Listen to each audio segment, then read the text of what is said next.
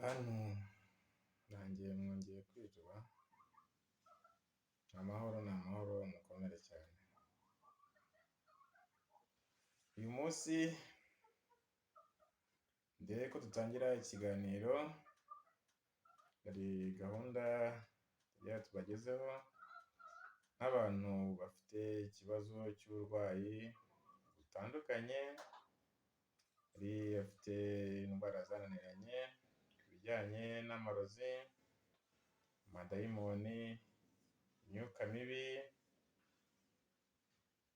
abatereza mu miryango, karande zo mu miryango zanze kuva mu nzira, n'abantu barwara imitsi, imigongo yanze gukira, bafite ikibazo cy'imivuduko idakira, imiti irahari, mwahamagara kuri iyo nimero tugiye kubabwira, mukabasha kuvugana na muganga, wabasha kuba wagukurikirana n'ibindi tutabashije kuvugira hano mwabasha kwivugana na muganga, habaye hari ikibazo ufite icyo ari cyo cyose mwavugana, ndizera neza ko yabasha kuba yagufasha kuri buri kimwe cyose wabasha kumugezaho.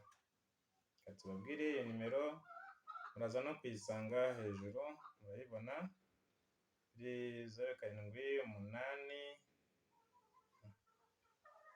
nari mbabwire itariyo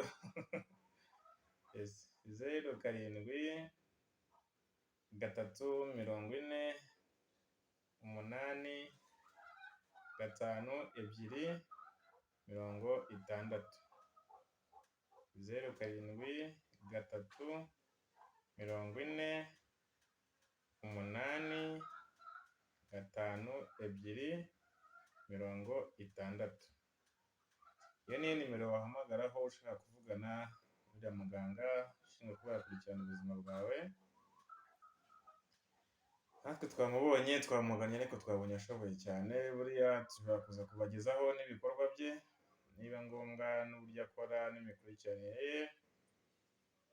Yitwa Muhinguranyabihe, ubwo waza kubasha kuba yamuvugisha biroroshye cyane kuba bavugana akamugezaho ikibazo cye, bakabasha kwihurira cyangwa bakavugana ubwo bafite ko bari bubigenze bo ubwabo mu kazi kabo bari kumwe. Gusa abarwayi turabasabira Imana ikomeze ibafashe, ikomeze ibahe umugisha kandi ibahe gukira, ntimukomeze kurwara mukire, Uwiteka akomeze abane namwe.